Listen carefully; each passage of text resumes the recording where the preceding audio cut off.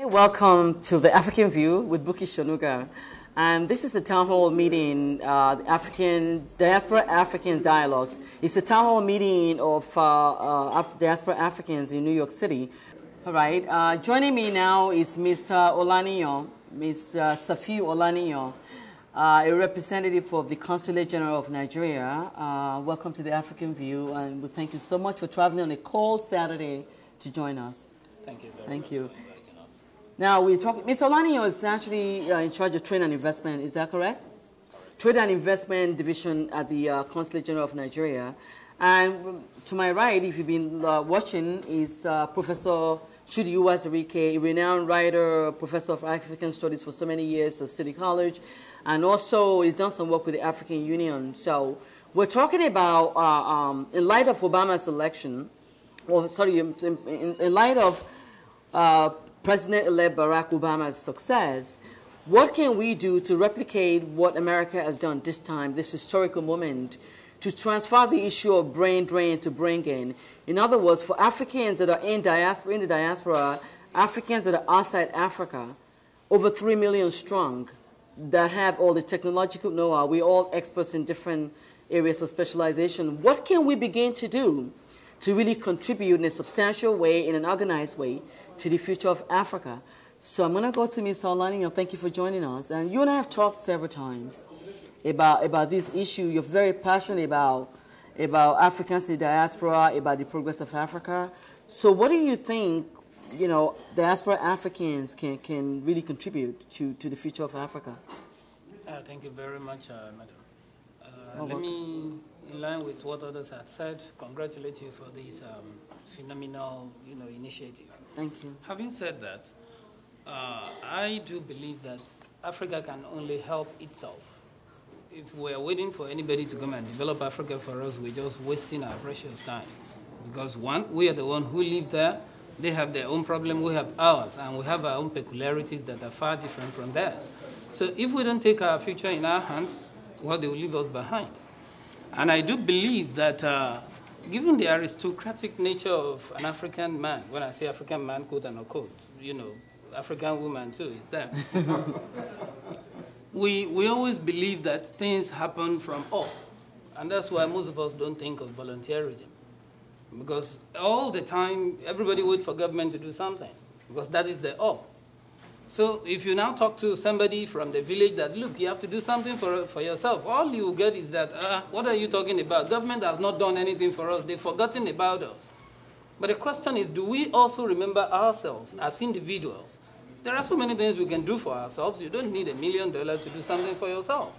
Even people so much believe that it's government that should send their children to school. In fact, they should practically come to your house and take your children to school.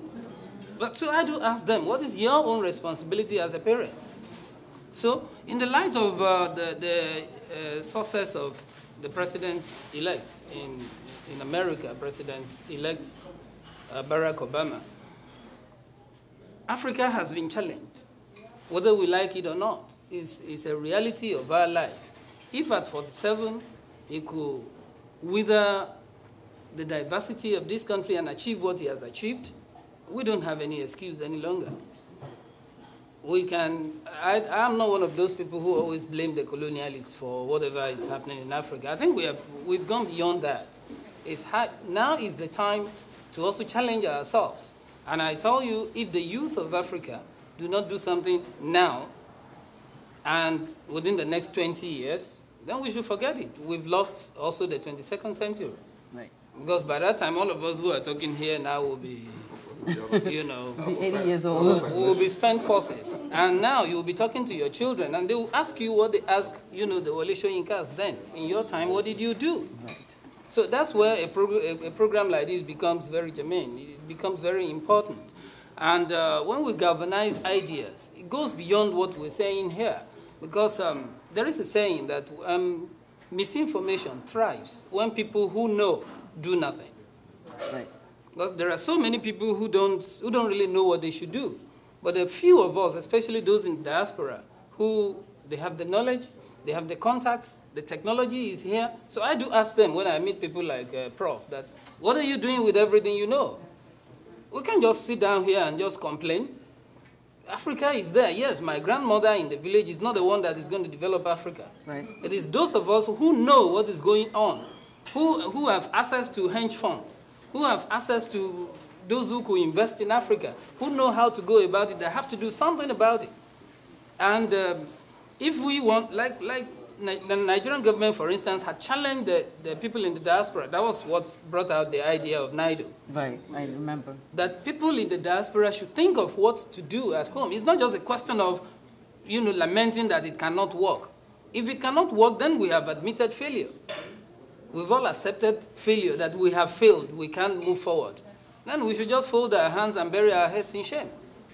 So if we believe that we're not failures individually and collectively, then we should use what we know to get what we want.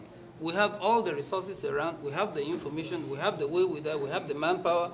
What is left is how do we coordinate it? How do we move forward? And this is part of what we're talking about. Exactly. And thank you. And you see, the way I see this is that that's why we have the government, we have the people. Absolutely. The government and the people. Yeah. And I feel that for representatives of the government that really are willing to listen to us and they get it, they are the one like Ms. Olaniyan that's going to see how we can make this happen. Mm-hmm. As I said earlier, there's a group called Mary Hearts Foundation that was supposed to be here, and I don't know what happened. They're coming or they're not coming.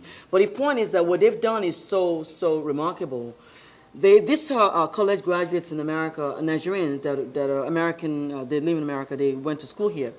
But they founded a non-profit foundation, a non-profit organization, and they've sponsored primary school children in Nigeria, in a Ekwe area, about 70 children up to date, by giving these kids maybe $50 every 6 months or so to buy materials for school, to buy pencils, to buy papers, and things like that.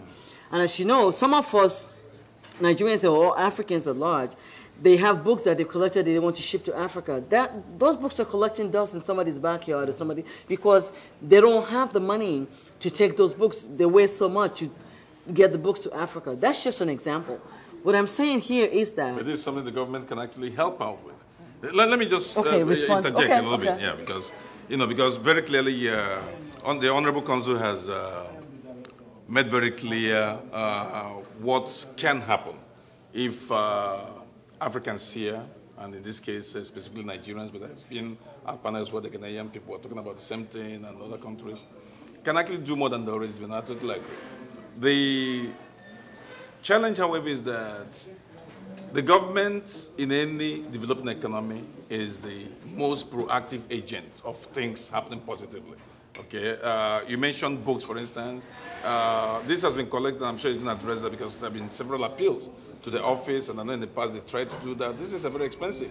Even the government itself often doesn't have the sort of money the consulate needs. But if they basically take it as a challenge to restock every central library in Nigeria and every provincial library so that our children can go and actually see these books they keep hearing about, that can be done.